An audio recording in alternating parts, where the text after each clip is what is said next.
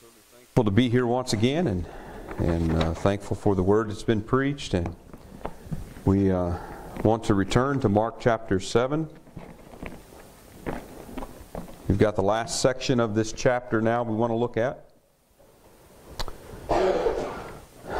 Verses 31 to 37 in Mark chapter 7. And again, departing from the coasts of Tyre and Sidon, he came unto the Sea of Galilee, through the midst of the coasts of Decapolis. And they bring unto him one that was deaf, and had an impediment in his speech. And they beseech him to put his hand upon him. And he took him aside from the multitude, and put his fingers into his ears, and he spit, and touched his tongue.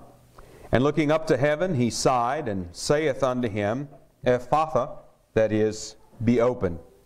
And straightway his ears were opened, and the string of his tongue was loosed, and he spake plain. And he charged them that they should tell no man. But the more he charged them, so much the more a great deal they published it, and were beyond measure astonished, saying, He hath done all things well. He maketh both the deaf to hear, and the dumb to speak. So chapter 7 opens with the controversy between Jesus and the Pharisees over the tradition of ritualistic hand washing. And in Mark's Gospel, this was the sixth encounter between the Pharisees and Jesus, again highlighting that increasing opposition to Jesus as His ministry goes along, and these episodes leading ultimately to their rejection of Jesus as Messiah, and ultimately their part in crucifying Jesus as a blasphemer, accursed by God. Now after this confrontation, Jesus left the land of Gennesaret, and He went into the Gentile regions of Tyre and Sidon and of Decapolis later in the account we are now. Mark records in that time in the Gentile regions 3 particular miracles that Jesus performed. And those miracles are followed then by a 7th conflict with the Pharisees. The first miracle was when Jesus cast a devil out of the Syrophoenician woman's daughter. The second miracle is what we are looking at here tonight, when Jesus heals a deaf and mute or speech-impaired man. And the third miracle is when Jesus feeds the 4,000. Now the first miracle in this series of miracles between these confrontations with the Pharisees was in verses 24 to 30, where He cast a demon out of the daughter of a Syrophoenician woman. She had come to Jesus like a dog, begging for crumbs from the children's leftovers. In this case, we find that she, as a dog, was begging for what the children had in fact rejected. The children being those of Israel, the Pharisees, and many of those in Israel. They had rejected and refused what was offered to them, and she came again as a dog, as a Gentile, begging for those crumbs that they refused. The account highlights that she came to Jesus in faith, that she received mercy and grace from Him. Now as we look at this next section, verses 31 to 37, this is the second miracle in the Gentile region. There is a deaf and a mute or a speech-impaired man, and we'll talk a little bit more about that in a few minutes. And he is brought to Jesus to be healed. Jesus does in fact heal this man, and He charges them not to tell of it, not to make this miracle known. But they did not heed that word, and rather they published it all over. So in this particular section, here's the outline of it. Verses 31 to 32, they're the request for healing. Verses 33 to 35 is where Jesus heals the man. And in verses 36 to 37, the report of the healing that spreads. So we want to begin looking here at this first section, verses 31 to 32, and this is the request for healing. Verse 31. And again, departing from the coasts of Tyre and Sidon, He came unto the Sea of Galilee, through the midst of the coasts of Decapolis. So Jesus had left from the area of Tyre where he had met the Syrophoenician woman. And again, if you look on your map of the land of Israel during the time of Christ, this was a city on the northwest coast, the Mediterranean coast, northwest of Galilee. It was in the thoroughly Gentile region that was close to Galilee. And so he left from that region, and it says that he traveled. He came to the Sea of Galilee through the midst of the coasts of Decapolis. Now, the word that's used for coast here, it can mean a coast in the sense of a coastline, like Tyre and Sidon were cities that were actually on the coast of the Mediterranean. But it's also a word that can simply mean a border. And so when he speaks about the coasts of Decapolis, Decapolis was landlocked. It wasn't on the Mediterranean. It is inland. And he's actually speaking here of the border or the boundaries of Decapolis. The word Decapolis is Deca in the Greek and Polis, 10 cities. It was a region that at different times had more or less cities than that in it. But it was a region to the east and to the southeast of the Sea of Galilee. It is a region that was a thoroughly Gentile region. It was a region that was culturally pagan, and it was predominantly Gentile in population. Now, this is somewhat of an odd route, if you look at it on a map, for him to go from Tyre and Sidon on the Mediterranean coast and essentially travel east and then south down into the area of the Decapolis. Perhaps he traveled that way in order to avoid going into Galilee, which was the area ruled by Herod Antipas. We know at this time that the Pharisees had already sought to the Herodians. The Herodians were those that were loyal to Herod Antipas. They were of his party, of his sect, if you will. And the Pharisees had already sought out the Herodians to try to conspire with them to come up with a way to have Jesus of Nazareth killed. So perhaps it was at this time that Jesus chooses this odd route to avoid going into the area of Herod Antipas. It's not entirely clear why he went this way or what he may have done in between. This is a pretty good distance that he traveled.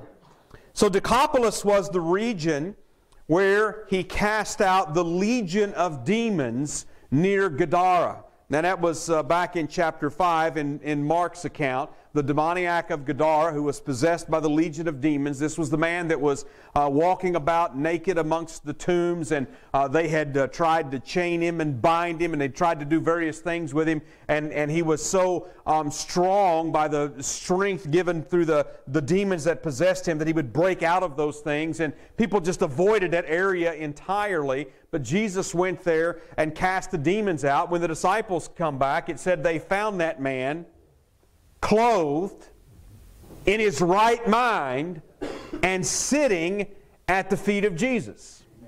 Now, after that, Jesus had cast the legion of demons out of this man. He wanted to join. He didn't want to be parted from Jesus anymore. He wanted to go with him and to stay with him where he was going. But Jesus told him no. In fact, he told him, he said, you need to go back home and you need to tell your friends what great things that the Lord has done for you. And we read that he went back and that he published those things abroad. So the word of Jesus had definitely been spread in Decapolis before Jesus comes here. And of course, to the Pharisees, Jesus was defiled by going into these areas. Now, we come to the next verse, verse 32. And they bring unto him one that was deaf and had an impediment in his speech, and they beseech him to put his hand upon him. So people of the region, and we don't know exactly where in the region of Decapolis that he was, but people of the region brought a man to Jesus, and he's described, first of all, as being deaf. This word indicates that he could not hear anything. He had no hearing at all. The word can describe not hearing or not speaking or both. In other words, it can describe someone as being deaf, it can describe someone as being mute, it can describe someone as being both of those things. But we see from the context that it is obviously in reference to his hearing, because it contrasts with speech later on, and that indicates, in other words, what was meant by deaf, that this was indeed a case that he could not hear. Now, it would have been very difficult for this man being deaf. It would have been very difficult, if not impossible, to communicate to him about Jesus. You know, it's something that I don't know that I myself have given a whole lot of thought to. We think about Jesus healing the blind, and we think about Him opening the ears of the deaf. But think for a moment, in this time, here's a Gentile man in the region of Decapolis. And yes, the word about Jesus had spread through Decapolis, but I can only imagine that his ability to give and receive communication had to be very limited. I almost wonder if it even could have been possible for them to communicate with him about who Jesus was. Because it tells us in the text that they brought him to Jesus. Now, there was nothing wrong with his legs, as far as we could tell. I mean, he was fine. He could walk. He could have gone to see Jesus himself.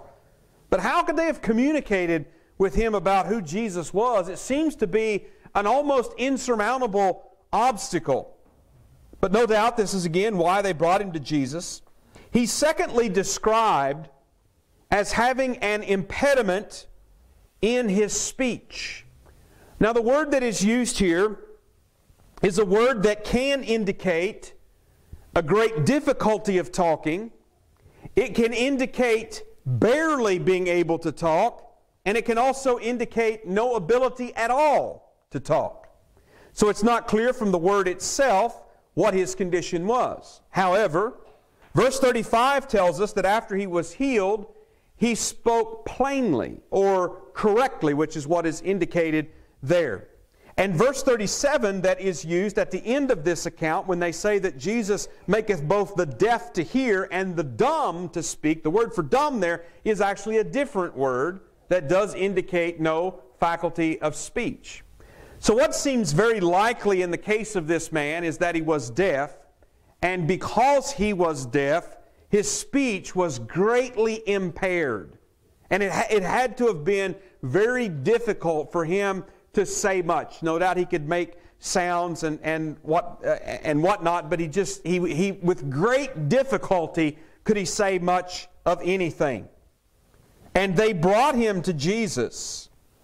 Not only did they bring him to Jesus, but those that brought him, it says, they beseech him to put his hand upon him. Those that brought this man also spoke for this man when they came to Jesus, seeking for him to be healed. So they asked Jesus to lay hands on him and heal him. Mark mentions Jesus in several different instances touching those who were sick, those who were handicapped, those who were leprous, and even the dead, to make them whole. And again, all of these contacts should have defiled Jesus and made him unclean. But rather, the defiled were the ones who were made clean, rather than Jesus being made unclean through these contacts. The gospel repeatedly demonstrates that Jesus is the Holy One. He is the one who makes clean. Now, if you go back into the law and you look at the laws of clean and unclean, if you had a clean vessel that came into contact with an unclean vessel, what happened? The clean vessel became unclean. It didn't work the other way around.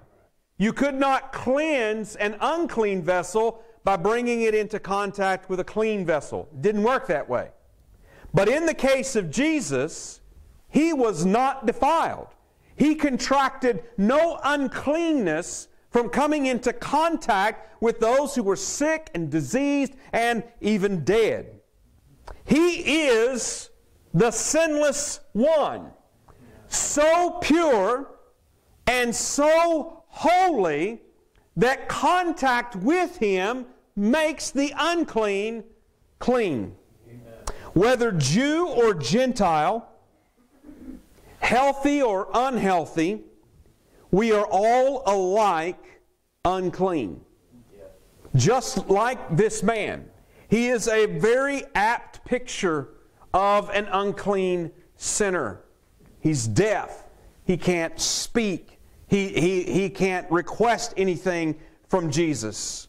We can all be made clean, but only one way.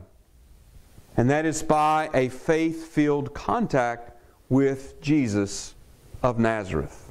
All of these healings speak to us of these great truths. Then we look at the healing itself, beginning with verse 33. And he took him aside from the multitude, and put his fingers into his ears, and he spit, and touched his tongue. And looking up to heaven, he sighed, and saith unto him, Ephphatha, that is, be open. Mark emphasizes in this account a lot of physical movement in this healing. In fact, we can count in these two verses 7 different physical movements. Jesus, first of all, took him aside out of the multitude and away from the crowd. Secondly, Jesus put his fingers in the man's ears. Thirdly, Jesus spit. Fourth, Jesus touched his tongue. Fifth, Jesus looked up to heaven. Sixth, he sighed. Seventh, he spoke. And he said, be open. He said it in the Aramaic tongue. 7 different movements that Jesus makes and actions that are taken. So we know, first of all, we know that all of these actions were not necessary in order for Jesus to heal this man. He didn't have to be this animated in order for this man to be healed. And in fact, in the previous section, we just witnessed Jesus cast out a demon from afar. He wasn't even in the same room or within sight or earshot of this girl, and yet he cast out this demon. Not only did he cast this demon out, he didn't even issue any command. He simply told the woman, the devil is gone from your daughter. He didn't make any motions, any movements. He didn't go through any sort of procedure. He just simply told the woman, according to your saying, in answer to your faith-filled request, the devil is gone out of your daughter. She just goes home and finds that it's just as Jesus had told her. So we know that all these actions were not necessary. Why is Jesus so animated? In fact, when you consider the various healings that Jesus performed, this one stands quite unique. There's only a couple of other instances that are similar, but you not find another instance that is to this extent of all this physical action that Jesus makes. Well, it seems to me that all of these actions were for this man's benefit. That Jesus is communicating with him. Remember, he cannot hear, but he can see. And he sees Jesus performing all these actions. So as Jesus goes through these various actions, I believe that he's communicating to this man what is taking place. He's indicating to him that he's going to heal him, and he's doing it in a very dramatic fashion. He puts his fingers in the man's ears, obviously symbolizing or communicating to him that he's going to open his ears. He touched his tongue, symbolizing, communicating to this man that he would loose his tongue, that it would work like normal, that he would be able to speak. The spitting is puzzling. It's puzzling. I'm tempted to just say, it's a guy thing, and let's just move on. There's a lot of different ideas about why Jesus spit in this particular healing. There are only 2 other healings of Jesus that involve spitting. There was a blind man in Bethsaida in Mark chapter 8 and verse 23. And then there was the blind man in Jerusalem when Jesus was leaving from the temple in John chapter number 9. Now when Jesus was in Jerusalem, he spat on the ground and mixed it up and made a little bit of mud and smeared it on the guy's eyes. While he was in Bethsaida, though, he spit directly into the man's eyes. It's also possible when you look at this account, Jesus puts his fingers in the man's ears. He obviously removes them, though it doesn't say that he did because he touched his tongue, so he obviously removed his hands. It seems that Jesus spit on his hand before he touched this man's tongue. Now, I can't say that for certain, and commentators have a lot of different wild ideas about what he did. The only thing I can say is that I'm completely stumped if Jesus just spit on the ground and for no reason. I don't know why. But it seemed like perhaps he spit on his hand before he touched the man's tongue. Now, all of these actions and all of this contact, all this touching in the Gospels demonstrate, first of all, the compassion of the Lord Jesus Christ. And in fact, I believe Mark, more than any other Gospels, emphasizes Jesus touching those that he healed. You know, when you think about a leper, for instance, a leper was an outcast. A leper had to remain separated from the people of Israel. A leper had to live their life apart from any sort of human contact, any sort of intimacy like that at all. And Jesus healed the leper in Mark chapter number 1, and he touched him in order to heal him. And we know he didn't have to. He didn't have to put his hands on anyone to heal them. But he did. So first of all, when Jesus touches someone, he's demonstrating compassion. There's almost a humanness to it. That Jesus is entering into sympathy with those who are oftentimes outcasts in society because they're simply not healthy. And I imagine anyone that deals with any sort of handicaps can testify to how difficult that it is oftentimes. You're just not able to do and to move about and to access things normally that normally otherwise healthy people do. It's very difficult. Physical touch also illustrates Jesus' acceptance of those who come to Him. For Him to lay His hands upon the diseased and the sick and the deformed and the handicapped, and for Him to lay His hands upon them, illustrates and demonstrates and speaks to them that Jesus accepts them. They're coming to Him. Jesus also, we find, in verse 34, and looking up to heaven, He sighed. He looked up and He sighed. We know there are a number of times when Jesus actually prayed audibly, and even at times saying, Father, I know that you always hear me, but because of these that stand by, I said it. In other words, He prayed out loud to the Father at times for the instruction and the edification of those who were around Him and could hear Him. Well, once again, this man was deaf. He could not hear Jesus praying. But obviously, a look up to heaven and a sigh, these are things that indicate a sincere and a heartfelt prayer. And He is communicating that to this man, that he is praying to the Father. Jesus also spoke words. The man couldn't hear the words, but He spoke the words. Of course, immediately he was healed, so he knows these things were effective. I believe that He's also teaching here and showing to this man where the power comes from. That it is God from heaven that looses the tongue of the dumb. It's God from heaven that opens the eyes of the blind and the ears of the deaf.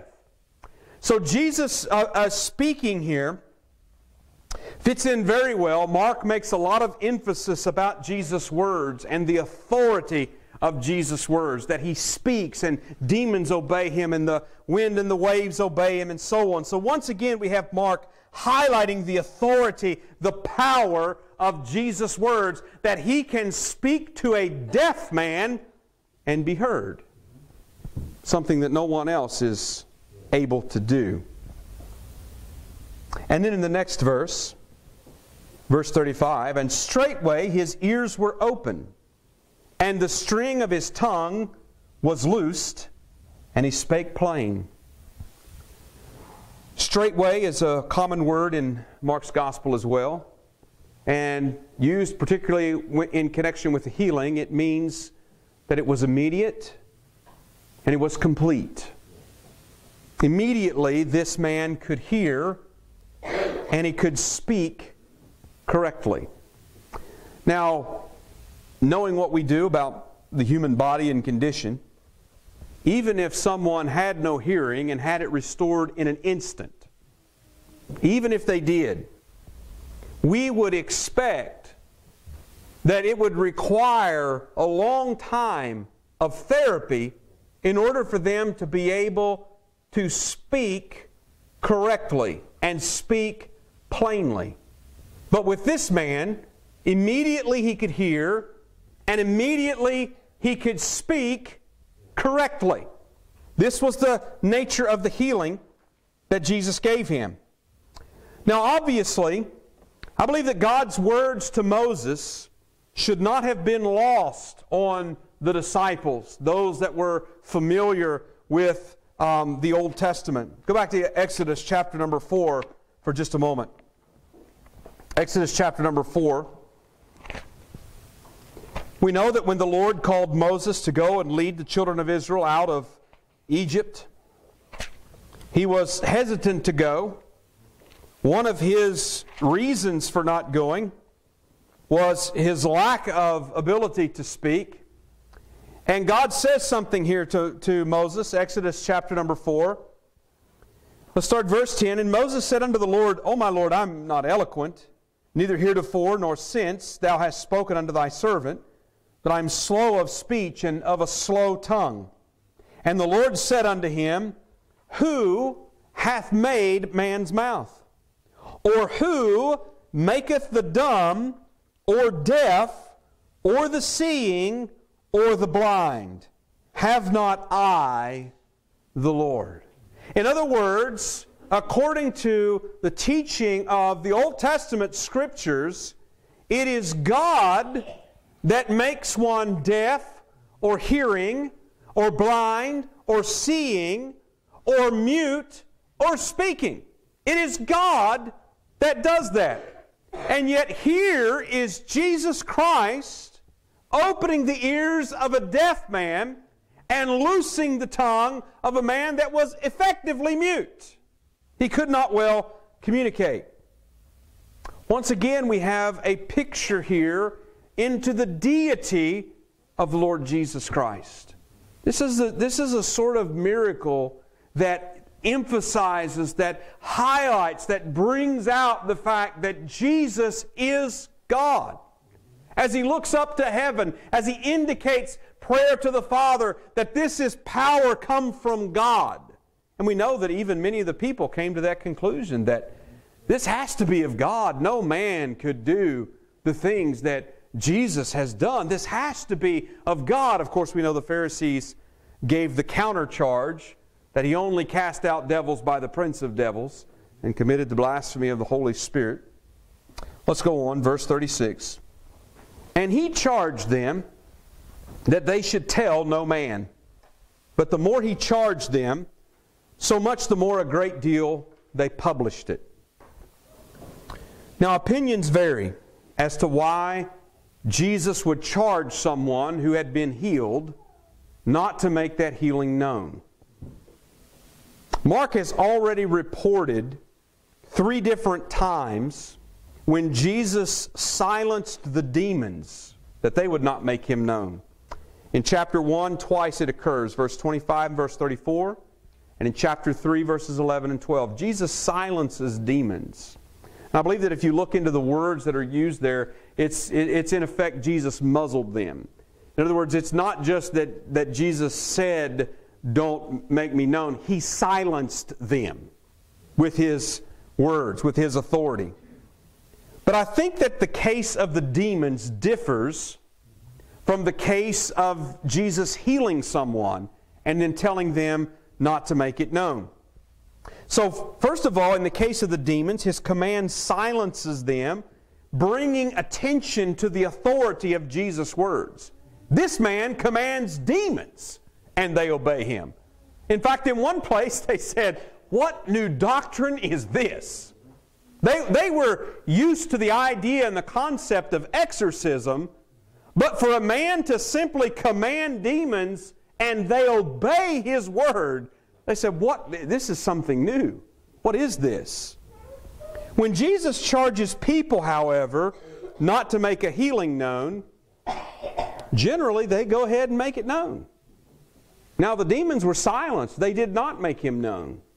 But the people that He healed and told not to make Him known, they generally did.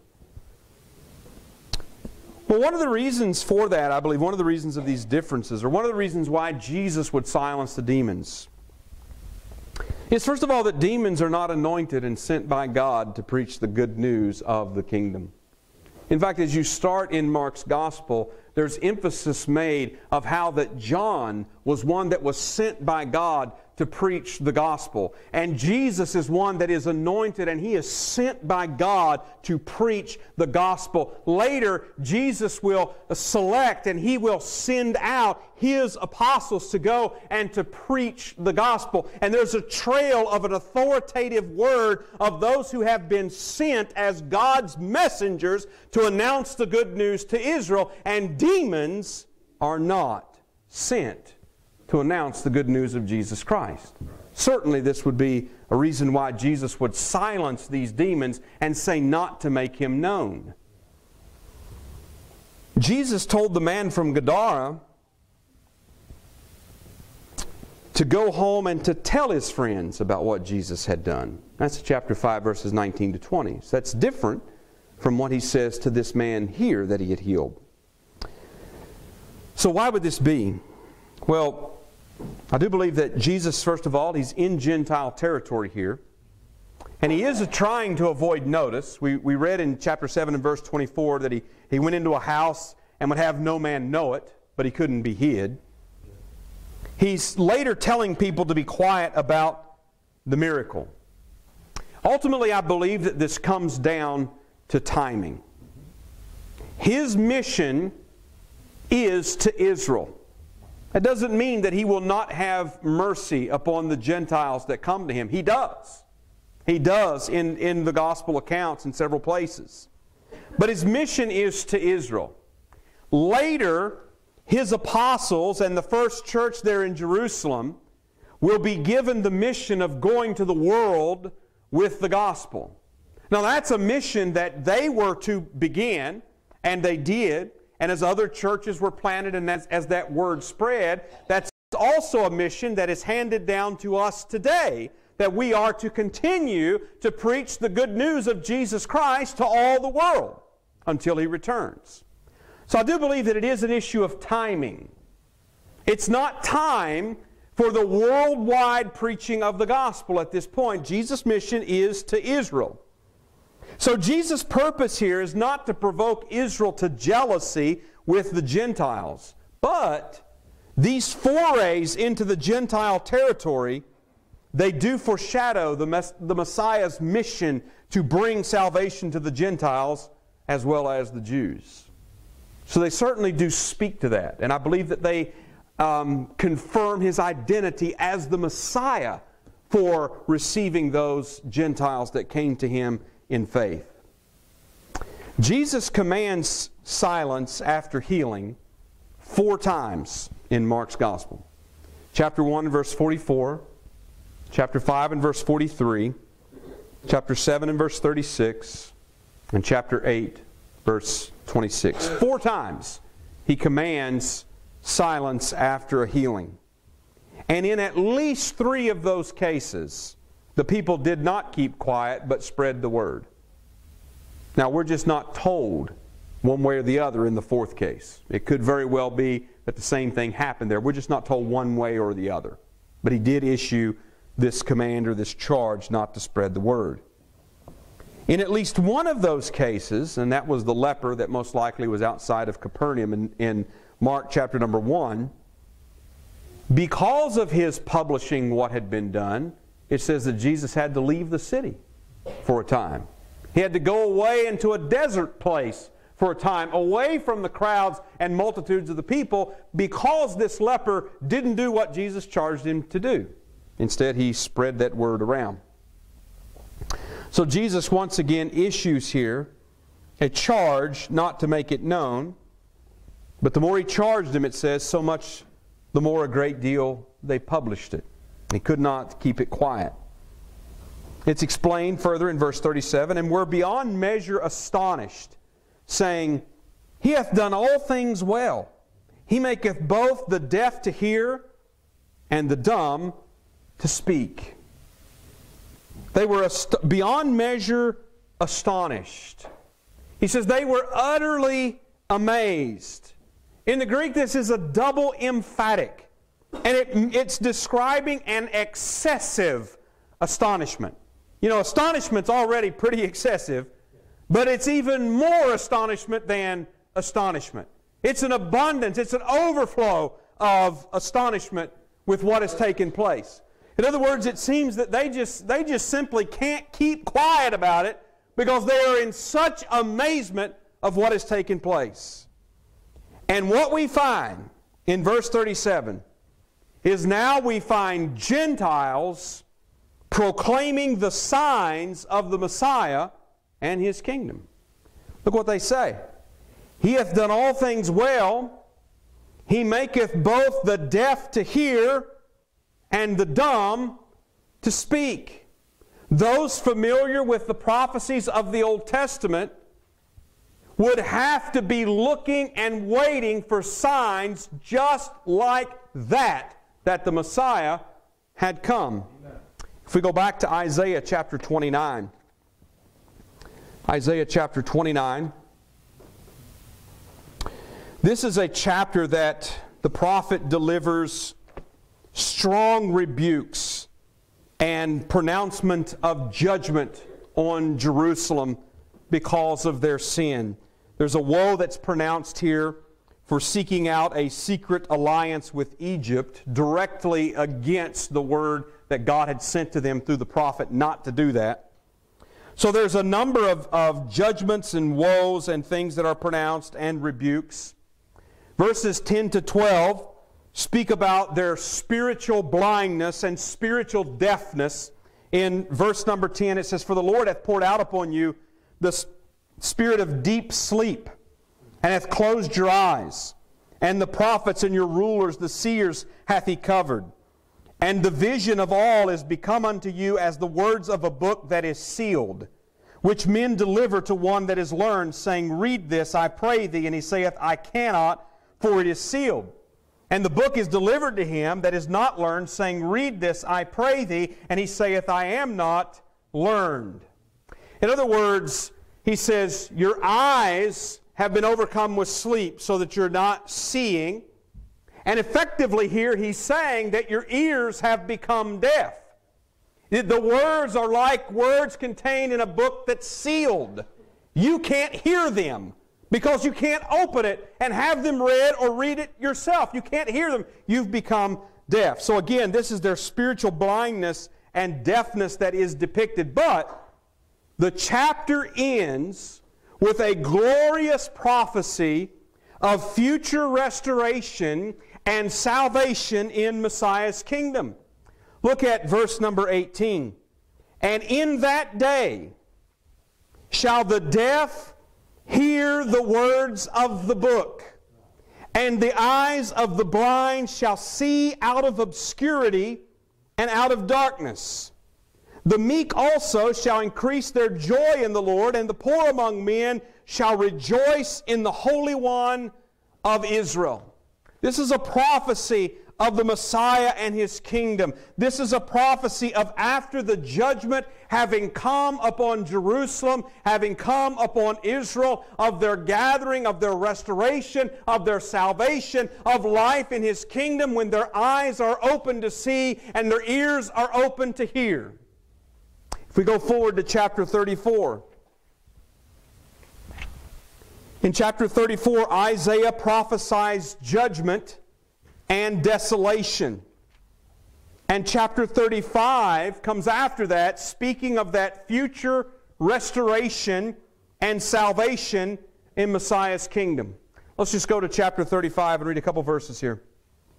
Verse number 4, "Say to them that are of a fearful heart, Be strong, fear not. Behold, your God will come with vengeance, even God with a recompense. He will come and save you. Then the eyes of the blind shall be open, and the ears of the deaf shall be unstopped. Then shall the lame man leap as an hart, and the tongue of the dumb sing. For in the wilderness shall waters break out, and streams in the desert."